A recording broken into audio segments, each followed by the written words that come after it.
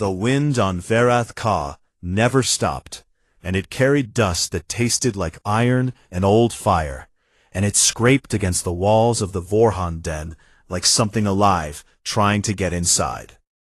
Renax had been gone for 9 days. 9 days since the Alpha of Pack Vorhan had taken his best hunters into the Ashblood Canyons to deal with the Skethal infestation that had been creeping closer and closer to the settlement lands. And 9 days since anyone had heard a single word from the hunting party.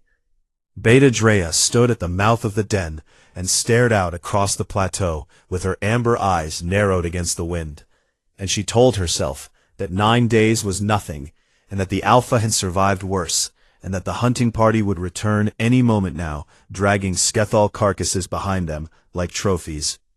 She told herself this every morning, and every morning it got a little harder to believe. Behind her, inside the den, the cubs were restless, was pacing back and forth the way his father did when something was wrong. And Sani, the middle child, sat quietly in the corner, picking at the last strips of dried kefal meat, and trying to make each piece last as long as possible. And little Tech, the youngest, barely weaned and always hungry, was crying again. That sound was the worst part of all of this. Drea was a warrior, and she had fought border skirmishes, and she had killed a sandstalker with her bare claws when she was barely older than Vorin. But the sound of a hungry cub crying was something she could not fight, and could not chase away, and could not solve with strength. The food stores were nearly gone. Renax had planned the hunt carefully, and he had left enough supplies to last the den 6 days, because a Skethal hunt should not take more than 4 or 5 days at most. But the days had stretched beyond that, and the stores had run dry 2 days ago, and Drea had been rationing the scraps since then. Everything to the cubs, and eating nothing herself. She could hunt alone, but leaving 3 cubs unguarded on the frontier was unthinkable. And the few other adults left behind were old or injured and could barely manage guard rotations, let alone a proper hunt. She would not ask the neighboring packs for help, because to do so would be to announce that Pack Vorhan could not feed its own young. And among the Drahini, that was the same as saying the Alpha was unfit and the pack was failing. And Drea would chew off her own tail before she let anyone say that about Renax. And she absolutely would not ask the humans. The human outpost sat 3 kilometers to the east, and it was a squat, ugly collection of metal buildings called Outpost Bridger. It was staffed by a handful of human soldiers and logistics officers. They were fine enough neighbors in the way that a rock on the side of the road is a fine enough neighbor, which is to say, you ignore it, and it ignores you. And everyone gets along. Drahini did not need humans, and they did not want human food, and they did not accept human charity, because charity from an alien species was not charity at all, but a leash disguised as kindness. That was what the elders taught, and Drea believed it. So she stood at the mouth of the den, and she listened to Tech cry, and she did nothing. 3 kilometers away, at Outpost Bridger, Sergeant Mara Coyle was running her weekly inventory count and frowning at her datapad. Mara was 34 years old, with short brown hair and steady hands, and a face that looked like it had been designed for patience.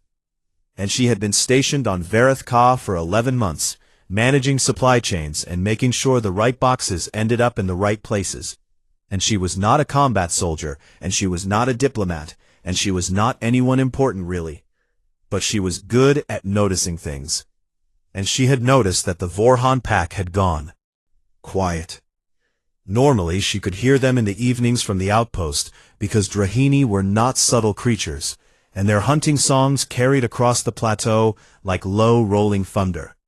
And their cubs would sometimes play near the boundary markers, chasing each other through the red dust, and yipping in that sharp high way that always made Mara smile. But for the past several days there had been nothing, and no songs, and no playing, and the silence was the kind of silence that meant something was wrong. Mara pulled up the regional status reports and found the note about the Skethal hunt. And she did the math in her head, and she thought about how long the Alpha had been gone, and how many hunters he had taken with him, and how many mouths were left behind to feed. Then she went to the supply warehouse.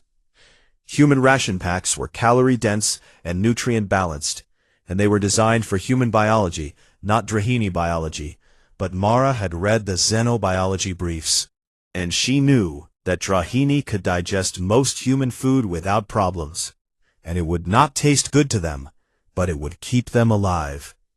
She loaded a hover crate with 48 ration packs, and she did not log them in the outgoing manifest, because there was no official protocol for giving food to a Drahini pack. And if she filed a request, it would take 3 days to process. And she did not think those cubs had 3 days. She drove the hover crate out to the Vorhan boundary marker, as the sun was going down, and the dust was turning gold and orange in the fading light.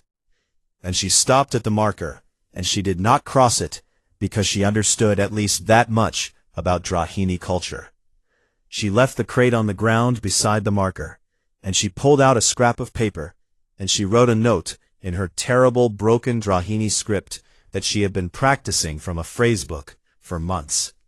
The note said, "For the little ones, no debt, no record." Got back in her vehicle, and she drove away, and she did not look back, because looking back would make it feel like she expected something in return, and she did not expect anything. She just could not stand the silence where the cubs used to play. That night, Drea went to check the boundary markers, the way she did every evening, and she found the crate and she read the note, and her first instinct was to slash it apart with her claws, because this was an insult and a violation, and proof that the humans thought the Drahini were weak and helpless. But then from inside the den, she heard Tech crying again, and the sound went through her like a blade. She stood there for a long time in the dark, with the wind pulling at her fur, and the crate at her feet, and pride and desperation fighting a war inside her chest. Then she picked up the crate and carried it inside, and she said nothing to anyone about where it came from. Mara came back 2 days later with another crate, and this time she had done the math more carefully. She had calculated how many calories a growing Drahini cub needed per day based on the xenobiology reports, and she had multiplied that by 3 cubs, and she had figured out that the ration packs she was bringing were not quite enough because human food was dense for humans, but Drahini metabolisms ran hotter and burned through energy faster, especially the young ones who were still growing. So she doubled the supply, and the only way to do that without triggering an inventory flag was to cut her own rations in half. Mara was now eating 1 meal a day. She told herself this was fine, and that she had lived on less during her training years, and that a grown woman could survive on reduced calories for a few weeks without any real damage. And besides, those cubs needed it more than she did. She left the second crate at the boundary marker and drove back to the outpost, and she ate a single ration bar for dinner and went to bed hungry. And she slept badly because hunger has a way of sitting in your stomach like a stone that will not let you rest. On the third visit, she brought the crate at dawn, and this time she was not alone at the boundary. Drea was waiting for her. The beta stood at the marker with her arms crossed, and her fur bristling along the ridge of her spine, and she was enormous in the early light, standing nearly 7 feet tall with claws that could open a human from throat to hip without any effort at all. And her amber eyes were burning with something that was halfway between rage and something else that she could not name. Mara stopped the vehicle and got out slowly, and she left the crate on the ground between them like an offering on an altar. Drea spoke first, and her voice was a low growl that vibrated in Mara's chest. "What do you want, human?" Mara looked up at her, and she did not step back, even though every survival instinct in her body was screaming at her to get back in the vehicle and drive away very fast. "I do not want anything." Drea's lip curled, showing teeth that were long and white and sharp enough to crack bone. Everyone wants something, and humans always want something, and your kind does not give without taking, so tell me what you want, before I lose my patience." Mara was quiet for a moment, and then she said something that Drea did not expect. "I heard the little one crying last night, and I could hear him from the outpost. And I just could not stand it, and I could not come." Drea stared at her, and the growl died in her throat, because she had been prepared for demands and negotiations and conditions and leverage, but she had not been prepared for that. She had not been prepared for a small human woman standing in the dust at dawn, saying that she came because a child was crying, and that was the only reason.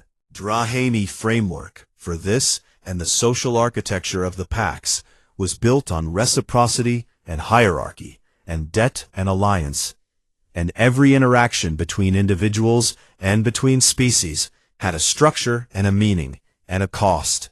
But this human was standing outside all of those structures and offering food and asking for nothing, and it made no sense. Drea did not invite her in, but she did not chase her away either, and that was as close to permission as a Drahani beta could give without dishonoring the absent alpha. Over the next 3 days, Mara began coming to the boundary every morning, and then one morning Drea was waiting again, but this time she stepped aside and gestured toward the fire pit that sat just outside the den entrance, and she said nothing, but the meaning was clear. Mara carried the supplies to the fire pit, and she sat down on the dusty ground, and she opened the ration packs, and she began mixing them with herbs she had foraged from the plateau. Because she had read that Drahini found plain human food unpleasant, and she thought if she could make it taste a little better, the cubs might eat more. Sani was the first to come out. The middle cub was smaller than her siblings, and she had soft gray fur and wide, curious eyes, and she crept toward Mara the way a cat creeps toward something interesting, with her body low and her head tilted, and she sniffed the air, and then she sat down across from Mara and watched her with open fascination. Mara held out a piece of the prepared food and said nothing and waited. Sani took it and ate it, and then she moved closer. By the second day, little Tech had abandoned all caution entirely, and he would toddle out of the den and climb directly into Mara's lap and curl up there, like she was the most natural place in the world to be. And he was so small and so warm, and his fur was soft like velvet. And Mara would hold him and feel his little heartbeat against her ribs. Something inside her chest would ache in a way that was painful and beautiful at the same time. Vorin watched from the den entrance, and he did not come close, and he did not eat the food Mara prepared, and he growled softly whenever she looked at him, because he was his father's son, and he did not trust outsiders, and he especially did not trust this strange small creature who smelled wrong and looked wrong and had no fur and no claws and no fangs, and yet kept coming back. Mara did not push him, and she did not try to win him over, and she simply left a portion of food near the entrance every time, and every time when she looked later, the portion was gone. She was losing weight now. Her uniform was getting loose around her shoulders, and her cheeks were sharper than they had been a week ago, and her hands sometimes shook when she was cutting open the ration packs, and she had to hold them steady so the cubs would not notice. She was eating one small meal a day, and sometimes not even that, because she kept thinking she could stretch the supplies a little further if she just skipped this one meal, and then the next one, and then the next. She smiled at the cubs anyway, and she sang them a human song once in a low, quiet voice, and Tech fell asleep in her lap, and Sani leaned against her arm, and for a few minutes everything was warm and good, and she forgot she was hungry. Then the elder came. He was from a neighboring pack, and his name was Tolvan, and he was old, with graying fur, and a scar across his muzzle from some long-ago fight, and he had come to check on Vorhan as a courtesy. And when he walked up to the den and saw a human woman sitting at the fire pit with the alpha's cubs leaning against her, he stopped, and his eyes went wide, and his lip pulled back from his teeth. He did not speak to Mara, and he barely looked at her, and he turned to Drea, and his voice was sharp and cold. Pack Vorhan has fallen so low that they let a human mother their young.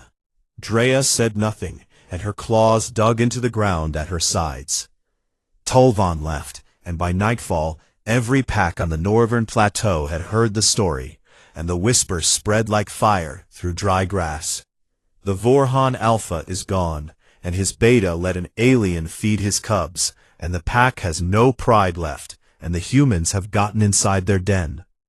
Mara did not know about the whispers, and she came back the next morning with another crate, and she sat at the fire pit, and she fed the cubs, and Tech fell asleep in her lap again, and she held him gently, and she looked out across the dusty plateau, and she thought about nothing at all, except that this small warm creature was not hungry today, and that was enough.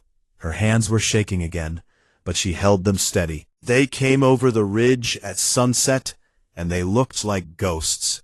The hunting party had left 12 strong, and 8 came back, and they moved slowly across the plateau in a ragged line, with their heads low, and their fur matted with dried blood and dust, and they carried their weapons, like the weapons weighed 1,000 pounds, and some of them were leaning on each other just to stay upright.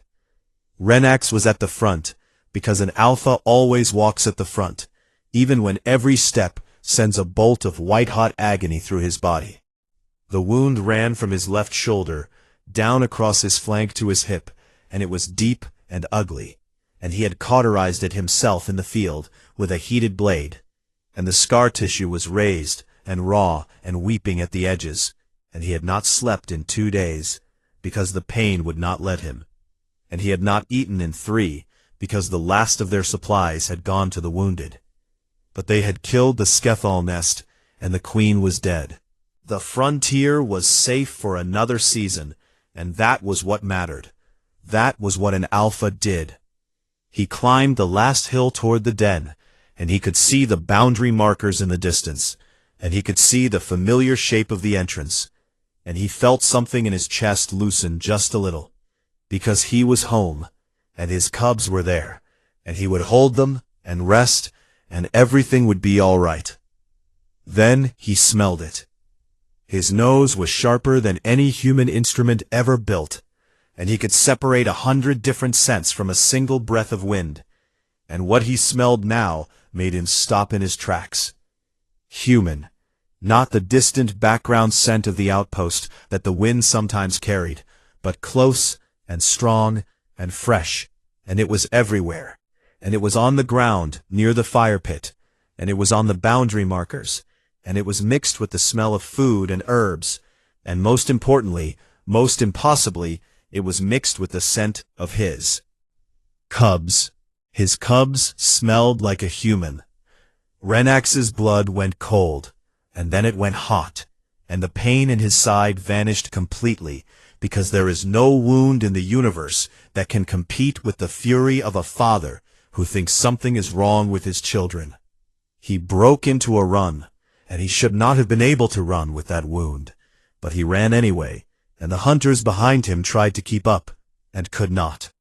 He crossed the boundary, and he came around the side of the den to the fire pit, and he saw her, a human woman sitting on the ground beside his fire, with her legs crossed and a ration pack open in her lap, and she was cutting something with a small knife, and adding herbs to it, and she was thin, and she was pale, and her hands were trembling slightly, but her movements were careful and precise.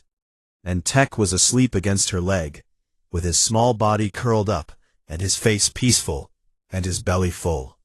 And Sani was sitting beside her, watching the food preparation, with bright, curious eyes.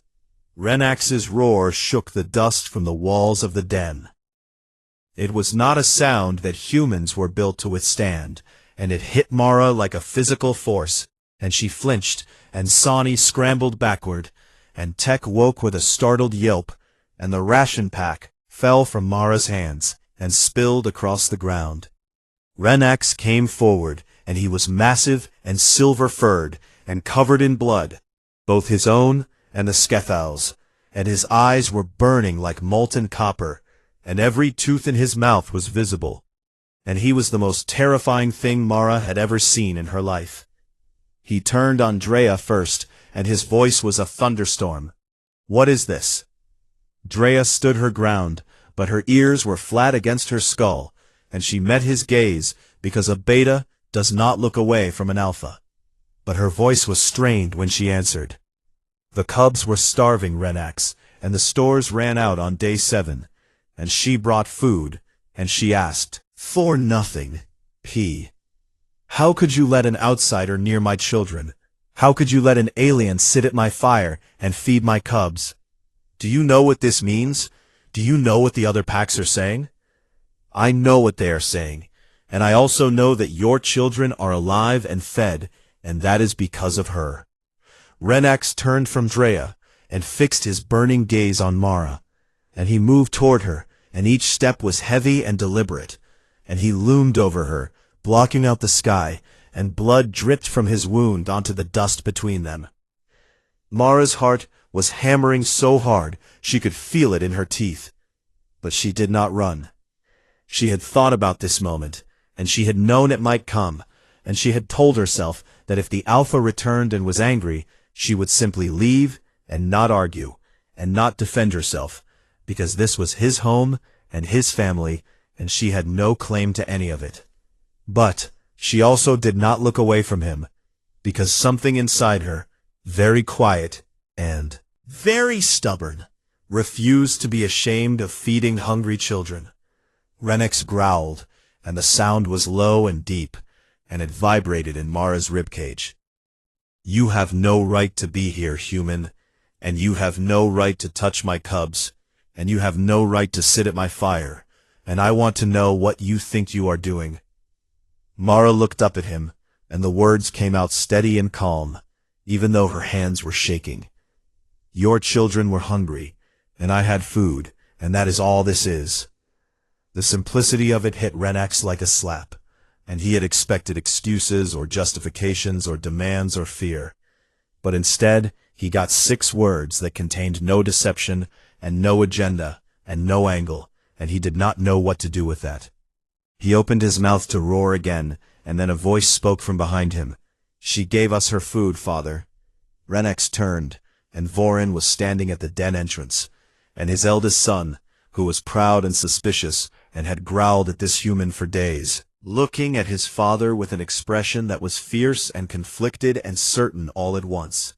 "She stopped eating, so we could eat, and I watched her, and she has not had a full meal in days, and she is sick from it, but she kept coming back every morning, and she never asked us for anything." The words hung in the air like smoke. Mara stood up slowly, and she gently shifted the still trembling Tech onto a fur blanket, and she brushed the dust from her knees, and she turned to leave, because there was nothing more to say, and this was not her family, and not her den, and the Alpha was home now, and the cubs were safe, and her part in this was over. She walked toward the boundary marker, and she did not look back.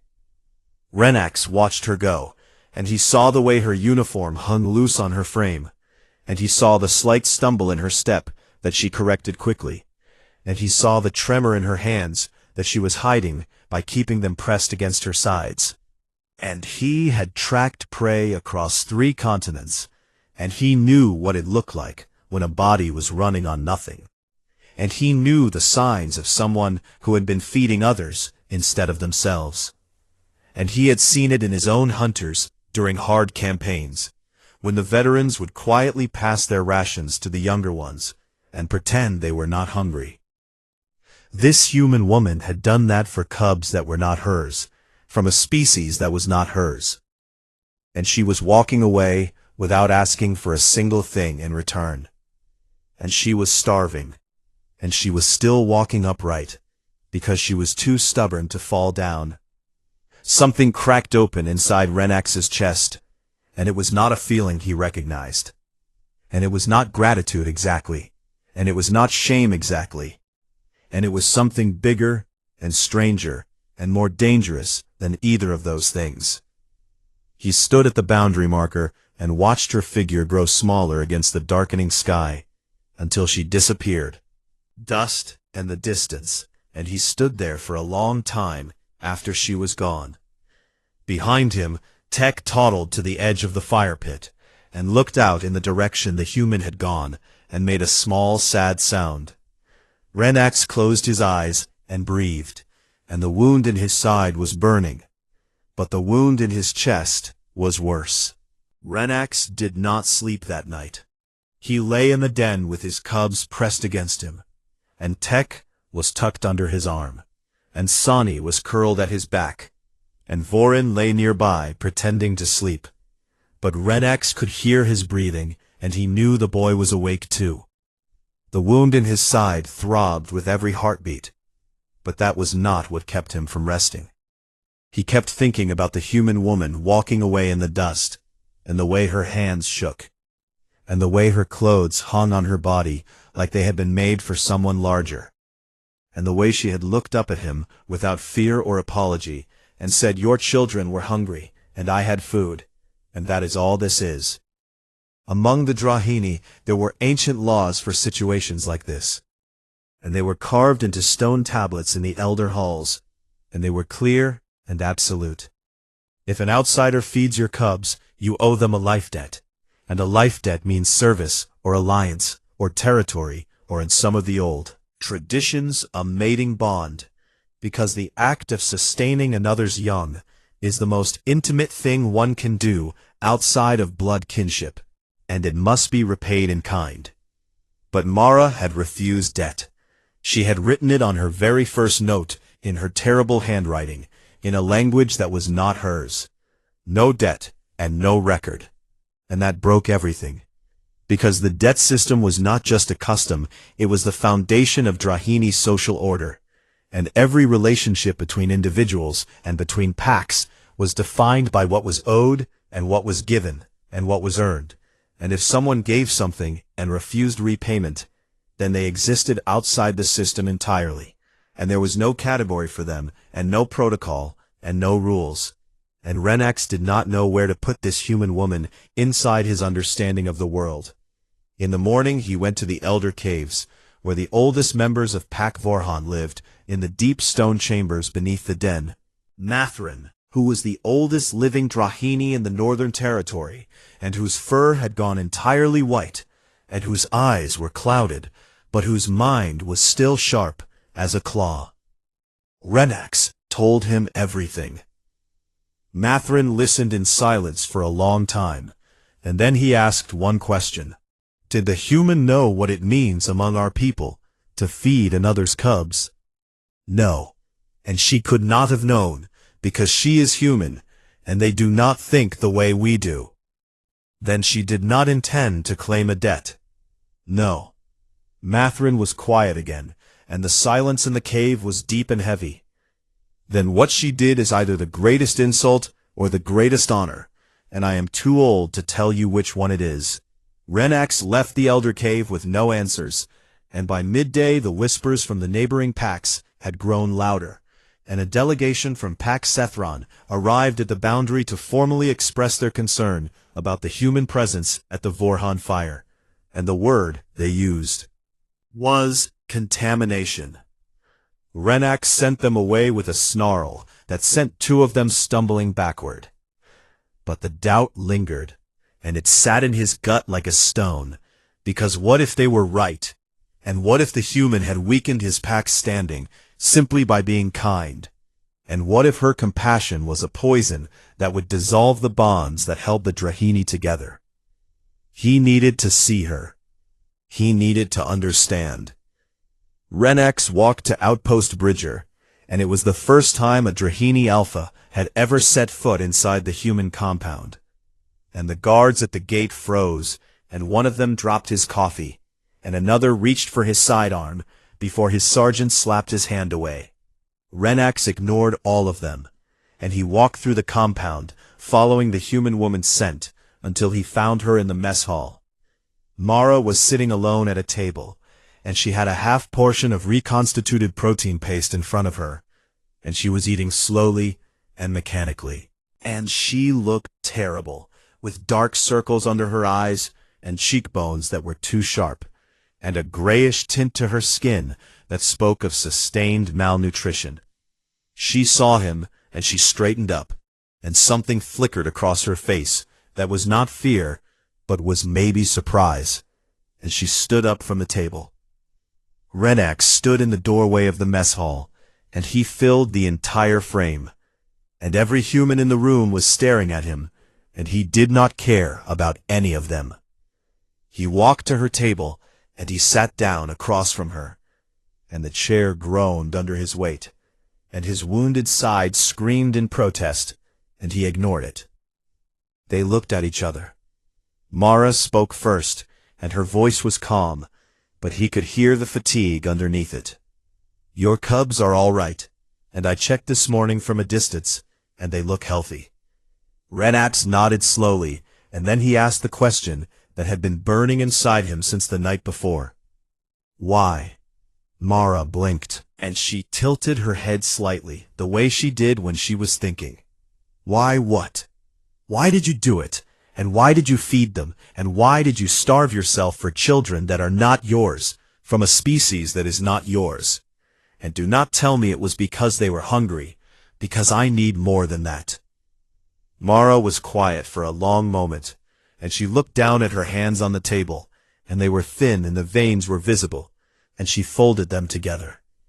"Because where I come from, you do not let children go hungry, and it does not matter whose children they are, and it does not matter what species they are.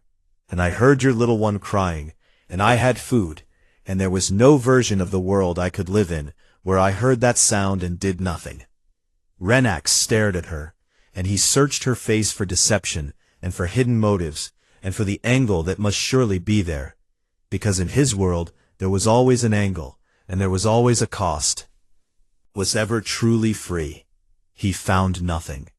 There was nothing there except a tired woman who had made a choice that was so simple and so absolute that it defied every framework he had ever been taught. She had heard a child crying, and she had fed that child, and she had kept feeding that child, even when it meant she stopped feeding herself. She had done this for strangers and for aliens, and she had expected nothing. Renax sat in silence for a long time, and the mess hall was completely quiet around them, because every human in the room was holding their breath. Then he reached into the leather pouch at his belt, and he pulled out a cut of fresh Kethal meat, and he placed it on the table in front of Mara. Among the Drahini, this was the most intimate domestic act that existed, and it was what a parent did and what a mate did, and it was the act of feeding someone who had fed your young. It was not debt, and it was not repayment, and it was the thing that came after debt, when debt was no longer the right word.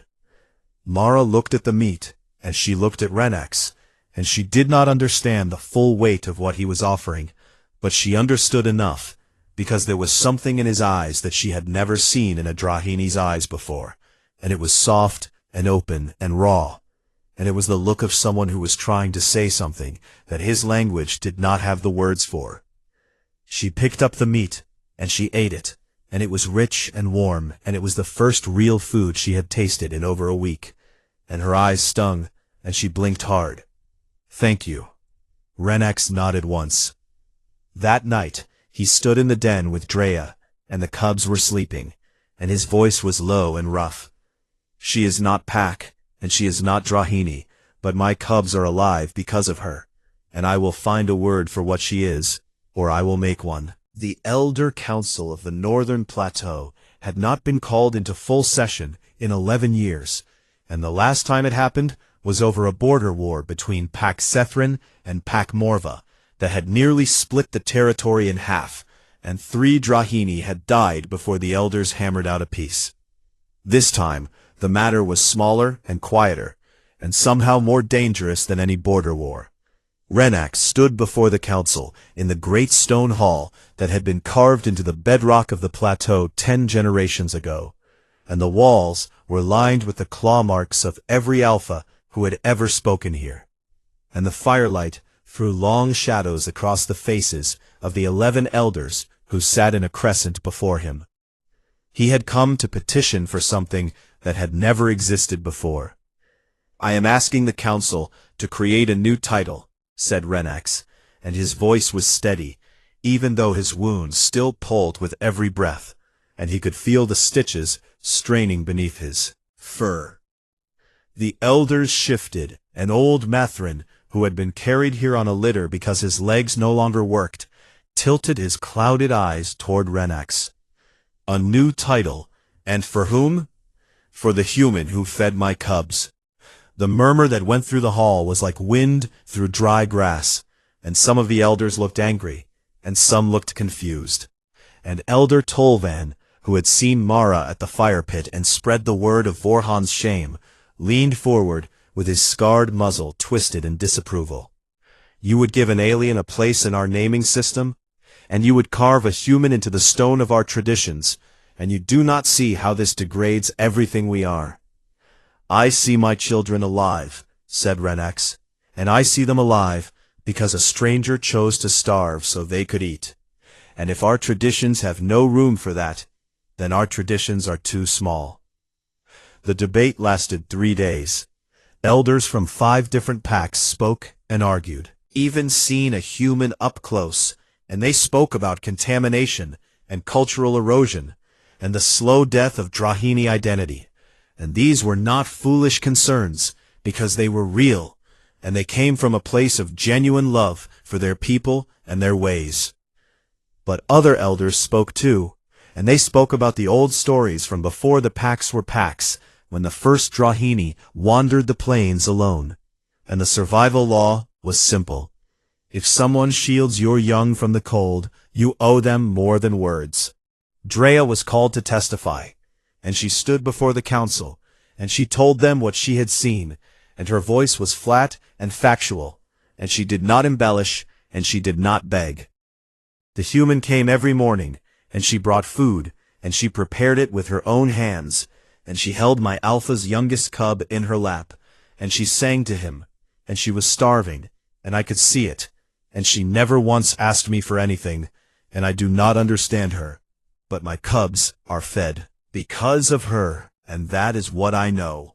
Vorin was called too, because the council wanted to hear from the cubs themselves, and he stood before 11 ancient Drahini warriors, and he was barely old enough to hold his voice steady, but he did.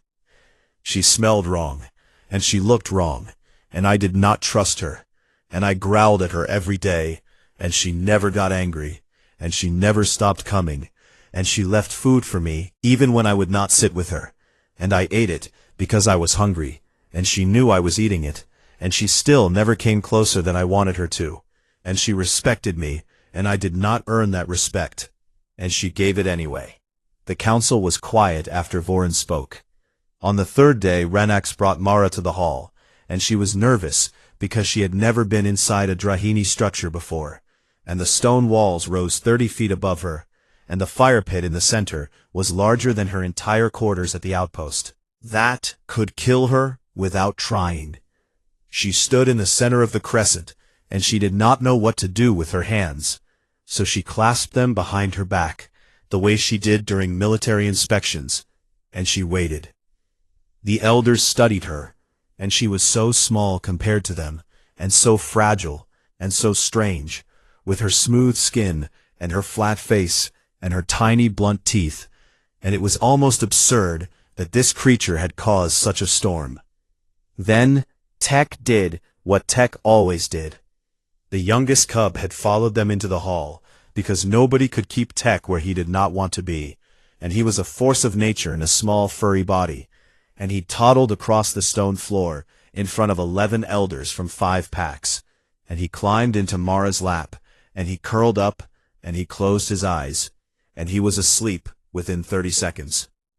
Mara put her arms around him automatically, and she held him gently, and she looked up at the council, and her expression was not defiant, and not pleading, but simply honest and open and a little afraid. Vorin walked from where he had been standing against the wall, and he crossed the floor, and he stood beside Mara, and he put his hand on her shoulder, and it was the first time he had ever touched her voluntarily. Sani appeared from somewhere, and she carried a small cup of broth, and she pressed it into Mara's free hand, and looked up at her with soft gray eyes. The council stared at this scene, and Elder Tolvan opened his mouth, and then closed it, and then opened it again, and then closed it for the final time, because there was no argument he could make that was stronger than a sleeping cub and two children choosing to stand beside a stranger. The vote was 8-3. The title was granted. Val Ren. It meant one who shelters what is not hers and asks for nothing, and it had never existed before in the Drahini language, because the Drahini had never needed it before, because nobody had ever done what Mara had done. Renax carved the marks into the stone wall of the council hall himself, with his own claws, next to the names of alphas and betas and great warriors. And the marks were small, because Mara was small, but they were deep. Word spread across Verathka like water flowing downhill, and it could not be stopped, and it reached every pack on the planet within a week. And the reactions were mixed, and some packs scoffed, and some packs were angry, but many of them quietly began asking a question they had never thought to ask before. Would a human do that for my cubs too? The answer they kept coming back to was unsettling and wonderful, and it was, probably yes. 2 weeks after the council vote, Mara's commanding officer, Lieutenant Colonel Henriks, finally discovered the supply discrepancies, and there was a disciplinary hearing in the small office at the back of Outpost Bridger. And Henriks was a decent man, but regulations were regulations, and Mara had falsified inventory records and diverted military supplies without authorization. Mara sat in the chair across from his desk, and she did not make excuses. And she said, "Yes, sir, I did it, and yes, sir, I knew it was against protocol," and she waited for whatever came next. Then the door opened, and Renax walked in. He had not been invited, and he did not knock, and behind him were 6 Vorhan hunters in full ceremonial markings, and they filled the small office like mountains filling a valley, and Henriks looked up from his desk, and his face went very pale. Renax looked at Henriks, and his voice was calm and measured and absolutely certain. "This woman acted with more honor than most alphas I have known, and she fed my children when my pack could not, and she did it at the cost of her own body, and any punishment you give her will be taken as a personal insult to Pack Vorhan, and I do not think you want that." Henriks looked at Renax and looked at the 6 hunters, looked at Mara, and he closed the folder on his desk, and he said that, after further review, the discrepancies appeared to be a clerical error, and the matter was closed. Mara bit her lip to keep from smiling. That evening, she sat at the Vorhan fire pit, and the sky was turning red and gold, and the dust caught the light and made everything glow. And Tech was in her lap again, because Tech was always in her lap, and Sani was pressed against her side, and even Vorin sat nearby, close enough to be part of the circle. Renax sat across from her, and the fire was between them, and he was watching her with an expression that no human had ever seen on a Drahini face before, and it was warm and unguarded and full of something that went beyond gratitude and beyond respect and into a territory that neither of their languages and fully mapped yet. Mara caught him staring, and she raised an eyebrow. "What?" Renax made a low sound deep in his chest that was almost like a purr. His amber eyes reflected the firelight, and for just a moment he looked like he was made of gold. "I am thinking that my cubs have very good taste in choosing their people." Mara laughed, and it was the first real laugh she had had in weeks, and it startled Tech awake for half a second, before he grumbled and buried his face in her shirt and went right back to sleep. And the sound of her laughter carried across the plateau and mixed with the wind and the crackling fire. Generations later, a Drahini historian would write in the great archive of the Northern Territory these words: "Before the Val Ren, We believed that strength was providing for your own, and that the measure of a people was how fiercely they guarded what belonged to them. But the humans taught us something we had never considered, and it was that true strength is not in guarding what is yours, but in giving what is yours to someone who has no claim to it and expecting nothing in return. The Drahani changed, and that was the day the galaxy noticed, and nothing was ever quite the same after that.